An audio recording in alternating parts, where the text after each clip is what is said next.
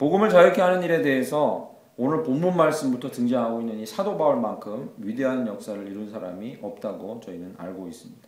지난 시간까지는 스데반하고 빌립을 살펴봤습니다. 여러분 기억나시죠? 지난 시간에 빌립 얘기까지 했는데 이 스데반과 빌립은 집사라는 칭호를 갖고 있었지만 지금 교회의 집사들과는 다른 종류의 일을 감당하던 사람들이다 얘기했습니다. 그리고 실제로 스데반과 빌립을 통해서 선교 역사의 교두보가 확보된 것이 사실이죠.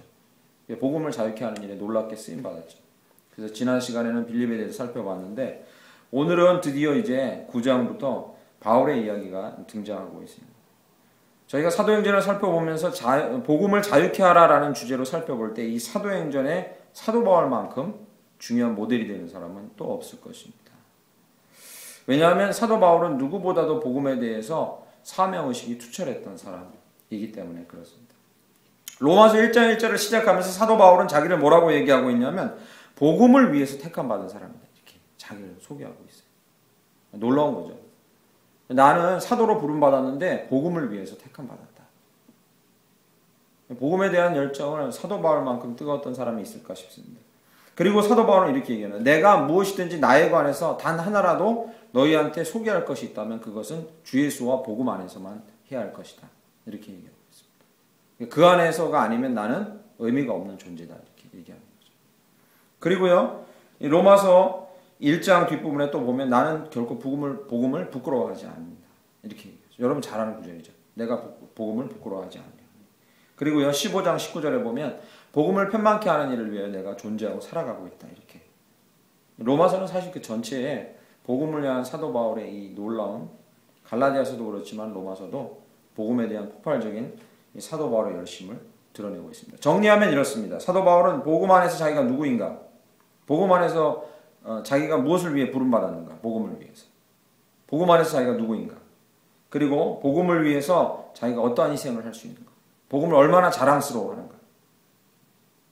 거기에 대해서 조금도 흔들림 없는 이 확신을 갖고 있었던 사람입니다. 그래서 이 사도 바울 하면은 뒤에 두 개 따라 나오는 단어를 기억하셔야 되는데 그것이 무엇이냐면 사도 바울 하면 복음, 또 하나 증거. 이것이 따라오면 됩니다. 그래서 사도 바울 하면 복음 그리고 증거. 그게 삶을 설명해 주는 단어들이죠. 그래서 오늘 9장 1절부터 19절 읽은 이 긴 구절인데 이 구절을 통해서 잠시 동안 사도 바울을 통해서 우리가 복음을 자유케 하는 일을 위해 살아가는 이 삶 동안에 어떻게 해야 될까라는 귀한 통찰을 잠시 한 가지만 얻고자 합니다. 여러 가지가 아니라 한 가지. 그런데 그 통찰은 오늘 이 설교 말씀 메시지의 제목으로 제가 삼은 것입니다. 이 제목을 잠깐 보시면 복음, 그것은 약한 것을 자랑합니다. 할렐루야. 아멘. 사도 바울이면 복음이고 복음이면 증거. 사도 바울에게 따라붙는 건데 사도 바울이 그의 삶을 다 들여 증거하기를 원했던 이 복음을 증거하기 위해 그가 썼던 마음 가운데 품고 있었고 실행했던 가장 강력한 방법은 무엇이었냐면 바로 약함을 자랑하는 것입니다. 약함을 자랑하는 것입니다. 어떻게 사도 바울이 그렇게 했는가? 그리고 약함을 자랑하는 것이 과연 왜 복음을 증거하는 길이 되는가에 대해서 잠시만 살펴보겠습니다. 이 나의 약함을 자랑하겠노라라는 건 사도 바울의 아주 유명한 고백이죠. 고린도전서 11장에 나오는 아주 유명한 고백입니다. 그 앞부분에 뭐가 나오냐면 나는 정말로 자랑할 게 없고 만에 하나라도 자랑할 것이 있다면 예수 그리스도와 복음 안에서만 할 것입니다. 그럼에도 불구하고 꼭 부득불 나에 대해서 뭔가를 얘기하라고 여러분들이 원한다면 내가 딱 한 가지 얘기할 게 있습니다. 뭐요? 나의 약함에 대해서 내가 얘기하고 싶습니다. 그때 나온 말이죠. 오해하지는 마십시오. 사람들이 이렇게 오해합니다. 나의 약함이 복음을 증거하는가? 내가 약함을 자랑하면 복음이 증거되는가? 아, 그러면 이렇게 해야겠군요. 저는 아무것도 못해요. 할 수 있는 게 없어요. 머리도 나빠요. 돈도 없어요. 의욕도 없어요. 아무것도 없어요. 복음이 드러나지요? 그런 의미는 아니라는 거죠. 이게. 그런 의미를 얘기하는 게 아니에요. 저는 가진 것도 없고요. 정말 아무것도 없어요. 공부해놓은 것도 없고요. 쌓아놓은 것도 없고 훈련한 것도 아무것도 없습니다. 정말 복음을 위해서 쓰임받기 합당하죠? 그런 의미는 아닙니다. 잘못 그렇게 인식되면 성도들이 이렇게 얘기하는, 자기가 노력하지 않는 걸 여기다가 핑계를 대는 거죠. 약한 것을 자랑한다고 하지 않았냐 사도 바울도. 그럼 나는 유리하다. 너무 약하니까. 그런 의미는 아닙니다. 과연 사도 바울이 복음 증거를 위해서 나는 나의 약한 것을 자랑한다 했을 때 이 약한 것을 자랑한다는 의미가 무엇인지 두 가지만 살펴보도록 하겠습니다. 그 한 가지는 오늘 본문 말씀에 들어있고, 또 한 가지는 오늘 정말로 공교롭게도 딱 맞게 오늘 아침에, 어저께 묵상하고 오늘 아침에 제가 새벽 기도 때 함께 나눈 이 사사기 본문 말씀에, 이 오늘 본문 말씀에 약한 것을 자랑한다는 것이 왜 복음 증거에 놀라운 역사를 드러내는가, 오늘 새벽에 묵상 말씀에 그 내용이 그대로 들어 있습니다. 오늘 묵상 말씀의 내용은 뭐였냐면요, 간단히 설명드리면 이스라엘 역사 가운데 미디안이 쳐들어와서 이스라엘은 자기 집에도 숨지 못하고 동굴로 다 숨어 들어가는, 그만큼 강력한 적 미디안이 쳐들어와서 이스라엘을 괴롭히고 있었던 때입니다. 근데 그때 누가 일어나죠? 사사 기드온이 일어나잖아요.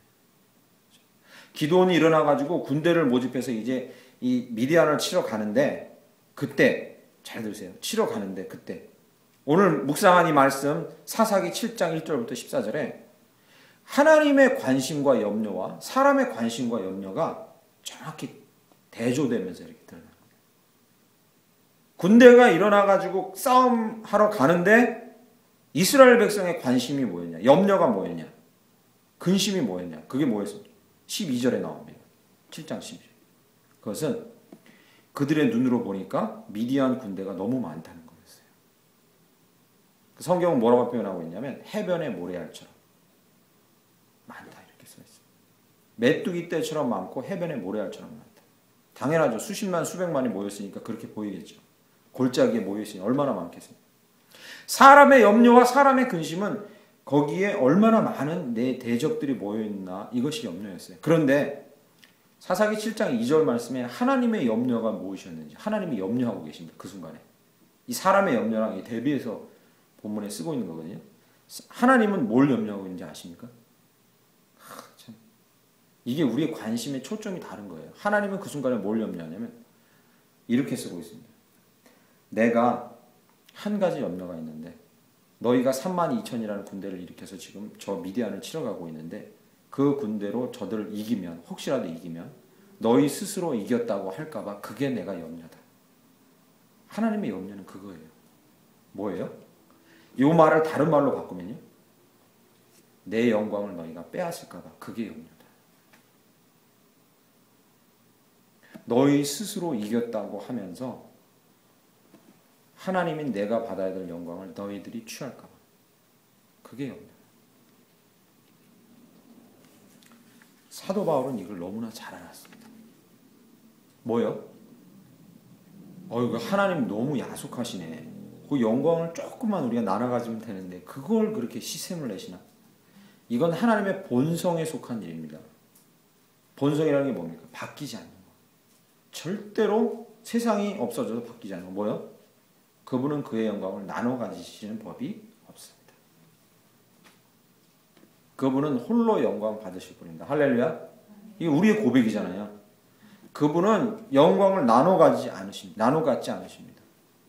우리는 그분에게 복종하고 우리는 그분에게 은혜를 누려 기쁨을 누리지만, 그냥 딱 한 가지 해서는 안 되는 일이 있어요. 그분의 영광을 우리가 취해서 우리가 그 영광을 가지면 안 돼요. 사도 바울은요, 그걸 너무나 잘 알았습니다. 그래서 오늘 본문 말씀에 사도 바울이요, 나는 복음을 증거할 때 약한 것을 자랑한다 할 때 이게요, 난 아무것도 못해요. 정말 아무것도 할 게 없어요. 할 수 있는 게 없어요. 하나님, 나 아무것도 못하니까 당신이 다 해주세요. 이런 의미를 얘기하는 게 아닙니다.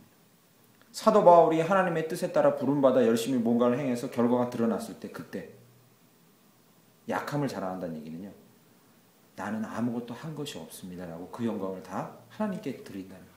할렐루야. 그런 의미를 갖고, 약함을 자랑한다는 게 나는 아무것도 못해요 하나님, 그러니까 당신이 다 하세요, 그게 아니라 내가 이걸 좀 이뤘습니다라고 말하고 싶을 때 그것을 내려놓고 하나님께 모두 다 그 공로를 올려드린다. 그게 약함을 자랑한다. 사도 바울이 가졌던 학식을 여러분 아시지 않습니까? 그의 지파가 어떤 지파였는지 여러분 아시지 않습니까? 하도 답답하니까 사도 바울이 그걸 말하고 있잖아요. 그죠? 한 번만 내게 말하기를 허락하라고 말하고 있잖아요. 비교가 안 되기 때문에 그렇습니다. 다른 사람, 다른 사도, 당시 다른 사람들과는 비교가 안 되기 때문에 그렇습니다. 얼마든지 자기가 갖고 있는 지식과 그리고 자기가 가진 능력으로 그 선교 활동을 했다고도 말할 수 있는 사람이지만, 그러나 그 순간에 사도 바울이 약한 것을 자랑한다 할 때는 그렇게 하지 않고 하나님의 영광을 취하지 않겠다라는 것을 얘기합니다.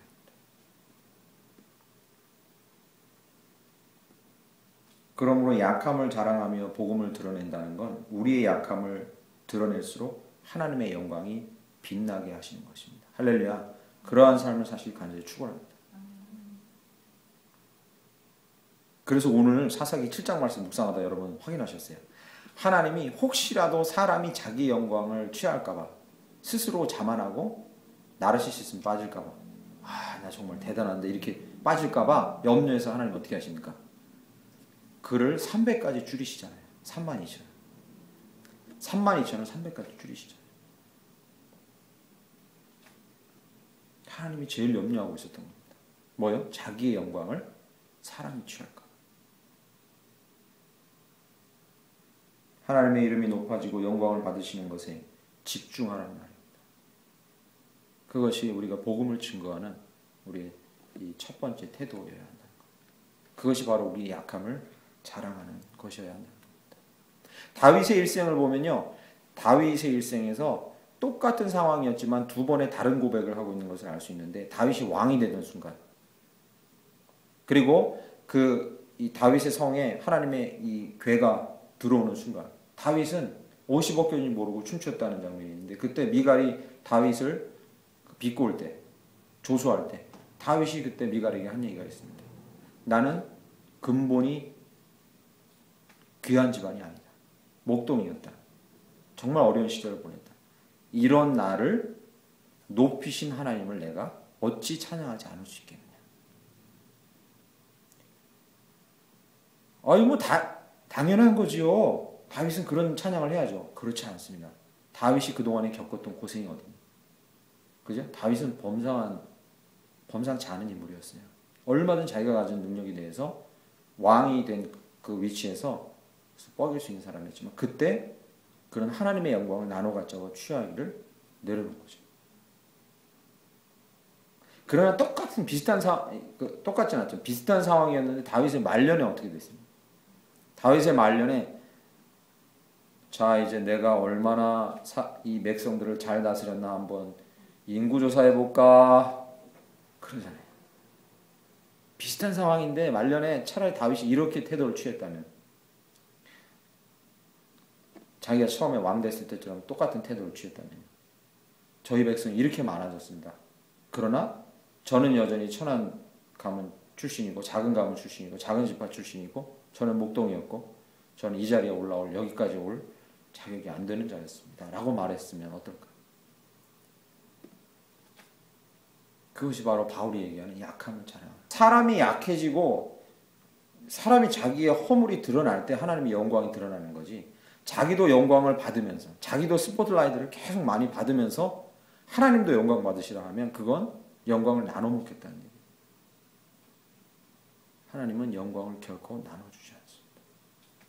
결단코 그 영광을 나눠주지 않습니다. 복음이 증거되기를 원합니다. 그러면 저희도 각오해야 합니다.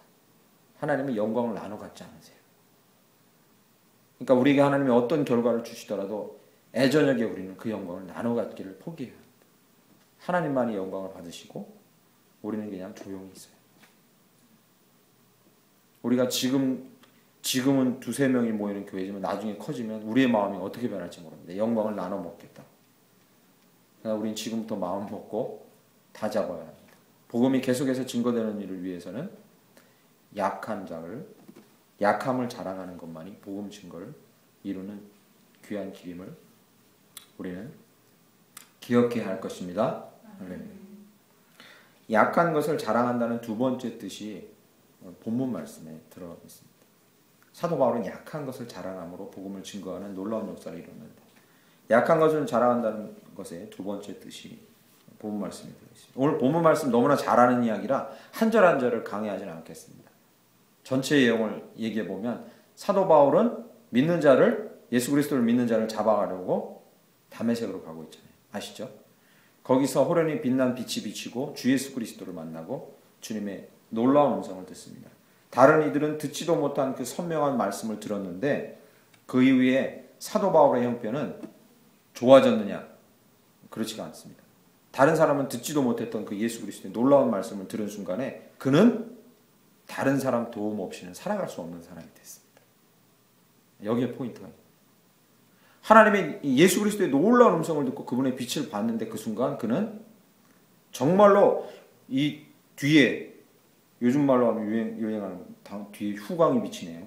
막 뒤에 후광이 비치면서 막 이런 존재가 된 게 아니라 단 3일이지만 다른 사람의 도움 없이는 한순간도 움직일 수도 없는 사람이 되어버렸습니다. 눈이 안 보였습니다.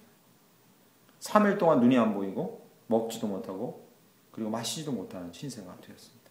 그래서 오늘 본문 말씀 8절에 보면 그는 예수 그리스도의 놀라운 빛과 음성을 들은 이후에 사람들 손에 끌려서 다메섹으로 갔다 이렇게 표현하죠. 그죠? 17절 19절 말씀이에요. 그는 자기 능력과 자기 노력과 자기 안에 있는 어떤 것으로 스스로 눈을 뜨고 그리고 먹게 된 것이 아니라 아나니아라는 사람이 와서 그에게 안수하고 그에게 성령 충만을 주고 비로소 그를 위해 기도했을 때 그에게 철저하게 의존적이 됐을 때 그는 눈을 뜨고 먹을 수 있었고 힘을 차릴 수 있었습니다. 약한 것을 자랑하는 것이 복음 증거의 놀라운 능력이 되고 반드시 그렇게 해야 된다는 걸 사도 바울이 오늘 본문 말씀에서 보여주고 있습니다. 어떻게 해요? 약한 것을 자랑한다는 건 겸손히 자기를 다른 이들에게 위탁한다는 걸 의미합니다. 자기의 약함을 드러내서 도움을 요청한다는 걸 의미합니다. 그렇게 자기를 다른 이들에게 위탁하고 다른 이들에게 도움을 요청하면서 서로 채워주는 하나님의 몸을 채우시는 놀라운 하늘의 역사를 경험하는 것을 통해서 복음이 증거된다. 할렐루야. 이것은 여기서만 나오는 얘기 아니라 사도행전 전체에 나오는 얘기입니다. 2장에 아시잖아요. 성령 충만을 받고 그들이 폭발적으로 이렇게 뻗어나간 건 그 안에서 서로의 필요를 채워주고 서로를 서로에게 위탁하고 몸 안에서 하나님이 부어주시는 그 놀라운 은혜를 경험할 때 복음이 증거돼요. 사도 바울도 거기서 예외가 아니었다는 거죠. 사도 바울이 약함을 자랑한다는 게 이 본문 말씀 오늘 이 9장 이후에 또 나옵니다. 여러분 아십니다. 이 9장의 뒷부분에 또 나와요. 26절에 바로 나옵니다. 9장 26절 잠깐 보시죠. 9장 26절에 보면 사울이 예루살렘에 가서 제자들을 사귀고자 하나 다 두려워하여 그가 제자됨을 믿지 아니하니. 보셨죠? 그러니까 누가 등장합니까? 27절에 바나바가 데리고 사도들에게 가서. 여러분 사도 바울이 본격적인 궤도에 오르기까지 그를 보증해 준 자, 그를 데리고 간 자, 그를 사람들 앞에 소개한 자, 이 사람은 정말로 주를 위해서 일하는 자입니다라고 자기의 목을 걸고 보증해 준 자들이 있었기에 그들에게 사도 바울이 철저히 자기를 위탁했기 때문에 복음의 증거의 길로 나설 수 있었어요. 그러면 사도 바울이 내가 약함을 자랑한다 할 때는 그는 겸손히 자기를 위탁하고 도움을 요청하고 다른 이들의 도움을 청하고 협력하여 사역하고 그리고 그러한 서로 협력하고 사역하고 필요를 채워주는 것을 통해서 하나님이 충만하게 채우시고 역사하시는 것을 경험했기 때문에 복음을 증거하는 일에 우리의 본이 될 수 있었다는 거죠.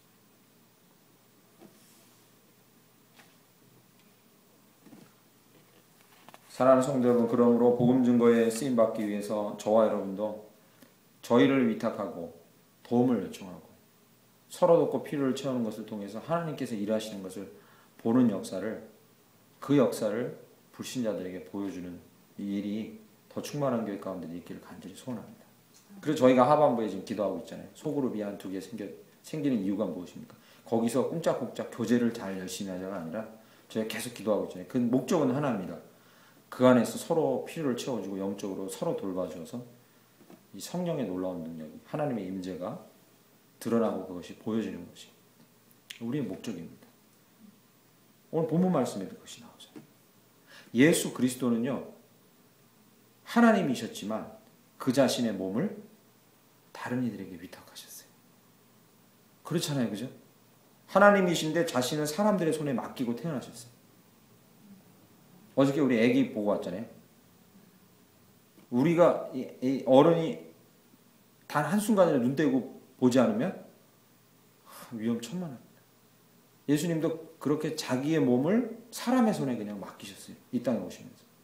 예수님께서는 두벌 옷도 없이 다니시면서 사람들에게 얻어먹으셨어요.